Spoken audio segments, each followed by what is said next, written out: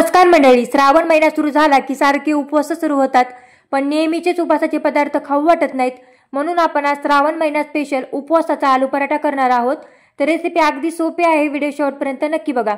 तर सर्वात प्रथम आपण लागणारं साहित्य बघूया. तर इथे मी 1 वाटी साबुदाणा घेतलाय, 2 उकडलेले बटाटे घेतलेत, सेंधव मीठ घेतलं कारण श्रावण महिन्यात साधं मीठ खात नाहीत. इथे 9-10 मी इथं हिरवी मिरची घेतलेली आहे. तर सर्वात प्रथम आपल्याला काय करायचं, गॅसवर पॅन ठेवायचा. पॅन थोडासा गरम झाला की लगेचच यामध्ये साबुदाणा टाकायचा आणि साबुदाणा आपल्याला थोडासा भाजून घ्यायचा आहे, कारण आपल्याला साबुदाण्याचं मिक्सरमधून बारीक असं पीठ तयार करायचं. थोडासा भाजल्यानं बारीक असं पीठ आपलं तयार होतं. तर आपल्याला थोडासाच असा हे साबुदाणा भाजून घ्यायचा आहे. तर आपला साबुदाणा भाजून झालेला आहे. तर लगेच पॅन खाली उतरायचा आणि संपूर्ण साबुदाणा आपल्याला प्लेटमध्ये काढून घ्यायचा. तर याला थोडंसं मिक्स करीत राहायचं, म्हणजे लवकर हे गार होतं. साबुदाणा आपला गार झालेला आहे बघा. लगेचच काय करायचं, छोटं मिक्सरचं भांडं घ्यायचं, कारण छोटं मिक्सरचं भांडं घेतल्यानं साबुदाण्याचं बारीक असं पीठ तयार होतं. मोठं घेताना तर तसंच साबुदाण्याचे कण राहत येतं, म्हणून छोटंच भांडं वापरायचं. तर इथे मी साबुदाणा मिक्सरमध्ये संपूर्ण टाकलेला आहे. झाकणला मिक्सरला बारीक असं पीठ करून घ्यायचं. तर इथे बघा अशा प्रकारे मी पीठ करून घेतलेलं आहे. तरी पण आपल्याला हे साबुदाण्याचं पीठ एकदा चाळून घ्यायचं आहे, म्हणजे आपला पराठा कसलाच फाटणार नाही. तर इथे आपल्याला चाळणी बारीकच घ्यायची, जी सोजी चाळायची असते ना त्यानंच आपल्याला पीठ चाळून घ्यायचं, म्हणजे बारीक असं पीठ खाली पडतं. तर आपलं हे पीठ चाळून झाले, तरी पण वरी साबुदाण्याचे मोठमोठे कण राहिले. तर पुन्हा एकदा हे कण आपल्याला मिक्सरच्या भांड्यात टाकायचे आणि झाकण लावून मिक्सरला डबल एकदा मिक्सरला पीठ करून घ्यायचं साबुदाण्याचं.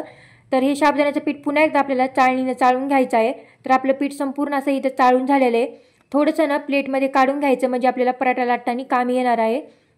तर लगेचच आता यामध्ये आपल्याला हिरव्या मिरच्या पण मिक्सरमधून बारीक करून घ्यायच्या आहेत. तर बारीक असे तर मी हिरव्या मिरच्या पण मिक्सरला बारीक करून झालेल्या आहेत बघा. तर लगेचच काय करायचं, आता साबुदाण्याच्या पिठामध्ये जी खोबरं खिसायची खिसणी असते ना ती ठेवायची आणि आपल्याला यामध्ये घेतलेले बटाटे खिसून घालायचे आहेत. तर तुम्ही मॅश केले ना तर ते ना पराठा लाटताना पराठा मोडतो, म्हणून खिसूनच घालायचा बटाटा. तर आता आपला बटाटा पण इथं खिसून झालेला आहे बघा. तर तुम्हाला जास्त जर प्रमाणात पराठे करायचे असते तर तुम्ही साबुदाणा भाजून गिरणीहून पण दळून आणू शकतात, कारण जास्त काढायचा म्हणलं ना मिक्सर खराब होण्याची भीती असती. तर आता इथे बटाटा उकडलेला खिसून घातलाय, लगेच मिरचीचा ठेचा घालायचा आणि सेंधव मीठ टाकायचं, कारण श्रावण महिन्यात साधं मीठ आपण खात नाहीत, म्हणून सेंधव मीठ वापरायचं. सर्व जिनस चांगले हे साबुदाण्याच्या पिठात मिक्स करून घ्यायचं. नंतर यामध्ये थोडं थोडं पाणी टाकायचं आणि पराठ्याचं पीठ आपल्याला मऊसूद असं मळून घ्यायचं आहे. तर इथे मिक्सरच्या भांड्यामध्ये मिरचीचे कण होते, म्हणून यामध्येच पाणी टाकून मी थोडं थोडं यामध्ये टाकून पीठ आपलं चांगलं मऊसूद मळून घेतलेलं आहे बघा. तर आपल्याला अशा प्रकारे हे पीठ मळून घ्यायचं आहे. तर आपलं इथं पीठ मळून झालेलं आहे बघा. अगदी मऊ आपलं हे पीठ मळून झालेलं आहे. असंच मळायचं, म्हणजे आपले पराठे छान येते तर मऊ लुसलुशीत. तर आपलं पीठ मळून झाले. आता आपण लगेच पराठा लाटा घेऊया. तर गॅसवर गरम होण्यासाठी तवा ठेवायचा. हातात थोडंसं चुरल्यालं साबुदाण्याचं पीठ घ्यायचं आहे आणि थोडंसं हातानं रगडून घ्यायचं, म्हणजे आपला पराठा कसलाच मोडणार नाही. तर हे बघा इथे मी असा गोळा तयार करून घेतलेला आहे. आता थोडंसं कोलपाटाला आपण ठेवलेलं साबुदाण्याचं सुक्कं पीठ लावायचं आणि हलक्या हाताने आपल्याला हे पराठा लाटून घ्यायचा. जास्त जोर लावायचा नाही, कारण हे पराठा जास्त काट सोडतं, कारण हे साबुदाण्याचं पीठ थोडंसं चरचर असते, म्हणून हलक्या हाताने आपल्याला जितकं म्हणजे तितकं हे पराठा लाटून घ्यायचा आहे. तर थोडासा असा हे पराठा लाटून घ्यायचा आणि आपल्याला जे घरात काट असलेलं झाकण असतं ना त्यानं कट करून घ्यायचा, म्हणजे गोल आकारात पण येतो आणि दिसायला पण छान दिसतो. आता इथे बघा मी पराठा लाटून घेतलेला आहे. जसा येईल तसा लाटायचा आधी आणि काट असलेले झाकण आपल्याला गोल आकारात कट करून घ्यायचं.